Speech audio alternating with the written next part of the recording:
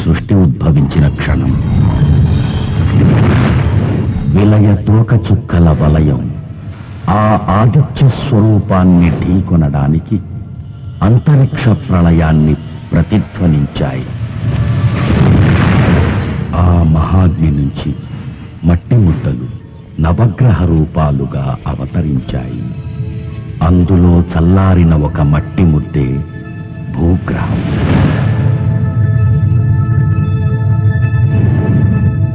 ఈ భూమి సముద్రపు అలల మీద శ్రీకృష్ణుడు పాలించిన ద్వాపరయుగం నాటి ద్వారక వెలిసింది.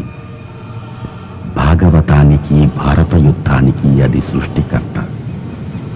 కురువంశ వినాశనానికి యాదవకుల వైభవానికి అది సాక్షి.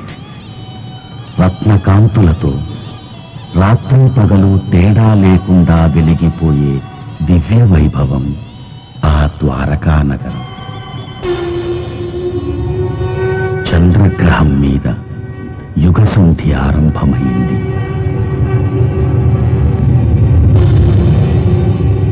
అంతరిక్షంలో భయంకర కల్లోలం.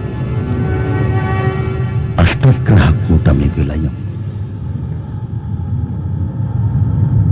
సృష్టి నాశనానికి పుట్టింది ఓ ప్రళయాగ్ని.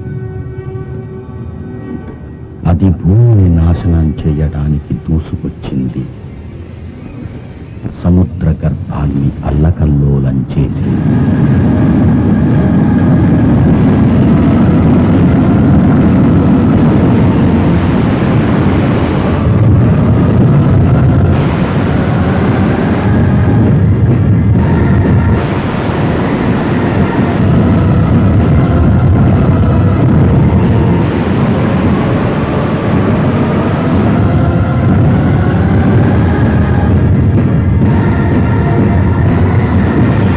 ద్వారక అలా సముద్ర గర్భంలో శిథిలమై ఇప్పటికి 5000 సంవత్సరాలు. నేటి గుజరాత్ రాష్ట్రంలోని నవీన ద్వారక అదే. ఇప్పటికీ అక్కడి గాలి కృష్ణలీలలు గానం చేస్తూనే ఉంటుంది.